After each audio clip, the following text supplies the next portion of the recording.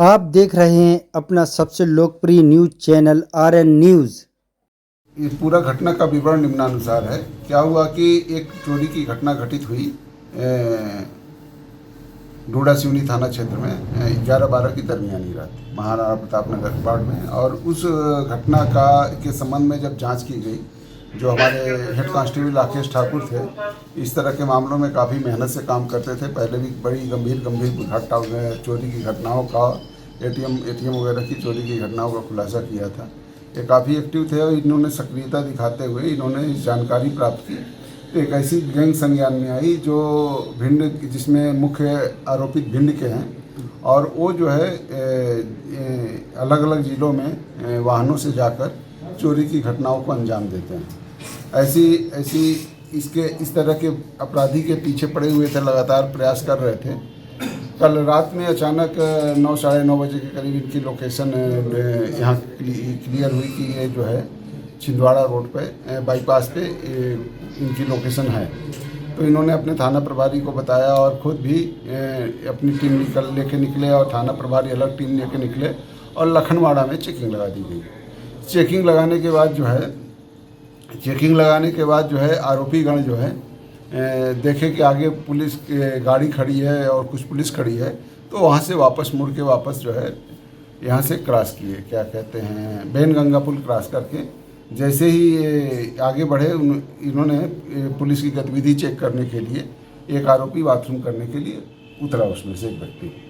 उसके बाद से पुलिस की पार्टी पहुंची जिसमें हमारे राकेश ठाकुर भी थे और इन्होंने आरोपियों को कब्जे में लेना शुरू किया। एक आरोपी से हमको मौके पर ही एक रिवॉल्वर जब्त हुई जिसमें और साथ में 20-25 राउंड भी जब्त हुए हैं। और एक अन्य आरोपी जो कुछ दूर था तो ये समझ नहीं पाया क्या है क्या नहीं है, क्योंकि ये लोग सिविल में गए थे। क्योंकि अपराधियों को जो हमारी क्राइम की टीम पकड़ती है तो अमूमन जो है सिविल में जाती है ताकि अपराधियों को पकड़ने में थोड़ी आसानी रहे, अपराधी पुलिस की वर्दी देखकर भाग न जाए। ये पास में आया, जैसे ही जो है हुआ पहुंचा ये अब तो इसने अचानक पुलिस को देखा और देखकर देखा कि उसके साथियों को पुलिस पकड़ी हुई, उनको छुड़ाने की नीयत से, अपने साथियों को बचाने की नीयत से इसने अचानक से गोली चला दी। और गोली लगते ही गोली उनके ऐसी जगहों पे लग गई। हालांकि उस समय जो है इससे समझ में नहीं आ रहा था, लेकिन गोली लगी। गोली लगने के बाद इन्होंने तीनों आरोपियों को वो तो आरोपी मुख्य आरोपी भाग गया एक, जिसने गोली चलाई। बाकी ये जो उसके 3 साथी थे इनको पुलिस ने अपने कब्जे में किया और अपने साथी को भी लिया और इनको भी नहीं छोड़ा। ये मौके पे इन्होंने अपने कर्तव्य का भी पालन किया, अपने कर्मचारी की जान बचाने की कोशिश की। और घटना की जैसे जानकारी लगी वैसे ही उसके लगभग 4 से 5 मिनट के भीतर ये अस्पताल पहुंच गए। अस्पताल के लिए जैसे ही रवाना हुए वैसे ही मुझे भी खबर किया इन्होंने।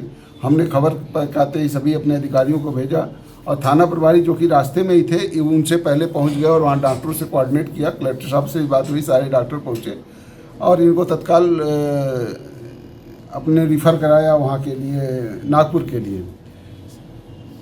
लेकिन नागपुर में इलाज के दौरान चूँकि वाइटल पार्ट में चोट लगी थी तो कुछ अटैक टाइप का आया उनको, लेकिन डॉक्टर रिकवर करने का प्रयास करते रहे। 2 बजे से लेकर सुबह 5 बजे तक लगातार डॉक्टरों ने संघर्ष किया। वहाँ के पुलिस अधिकारियों ने भी इसमें काफ़ी योगदान दिया और डॉक्टरों ने काफ़ी मेहनत की, लेकिन दुखद रहा कि हम इनको बचा नहीं पाए। और हमें एक साहसी कर्मचारी को जो कि तमाम बड़ी घटनाओं का खुलासा करते रहे हैं, एक घटना के आरोपियों को पकड़ने में अपनी जान गंवा बैठे और उन्होंने जो बहादुरी का परिचय दिया वो तो बहुत बड़ी बात है। लेकिन हमारे लिए बहुत दुखद है कि हमने एक कर्मचारी गंवाया और एक परिवार ने अपने घर का एक सदस्य गंवाया। ये बहुत दुखद घटना है, लेकिन हमारे कर्मचारियों ने मौके पर भी साहस का परिचय दिया और काफ़ी मेहनत से ये काम किया। सर, अंतिम संस्कार वगैरह कब होगा? जैसे ही पीएम हो के डेड बॉडी आएगी वैसे ही हम राजकीय सम्मान के साथ इनका अंतिम संस्कार। सर, इसको क्या शहीद का दर्जा दिया जाकर सलामी दी जाएगी? बिल्कुल सलामी की पूरी कार्रवाई की जाएगी और ससम्मान सब कुछ किया जाएगा। जो भी बेहतर से बेहतर जो शासन की मंशा के अनुसार हम पूरी की पूरी ससम्मान विदाई करेंगे। हमारे आईजी और डीआईजी सर भी आ रहे हैं।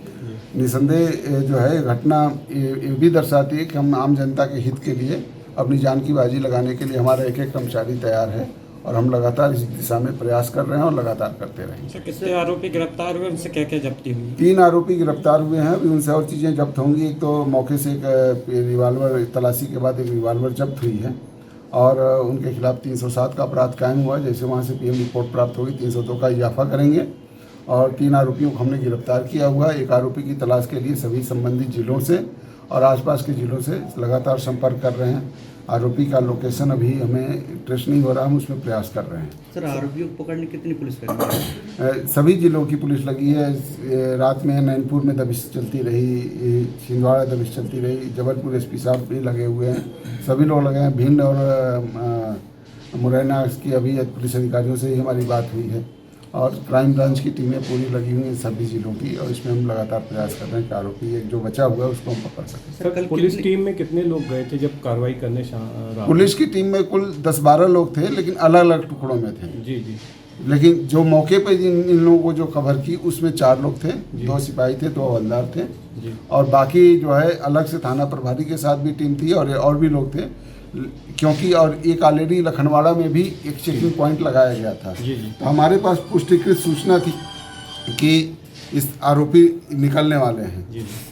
और आरोपियों को कैसे भी करके हमें पकड़ना है। तो चूँकि सारी चेकिंग व्यवस्था हमारी दुरुस्त थी, इसलिए वहाँ से वो पलट के आए थे। इस कारण से जो है कहाँ पे हुई है सर ये जो उन्होंने गोली चलाई है? ये बमोड़ी और बेनगंगा और बमोड़ी बमोड़ी के आसपास हुआ है। घटनाक्रम हुआ।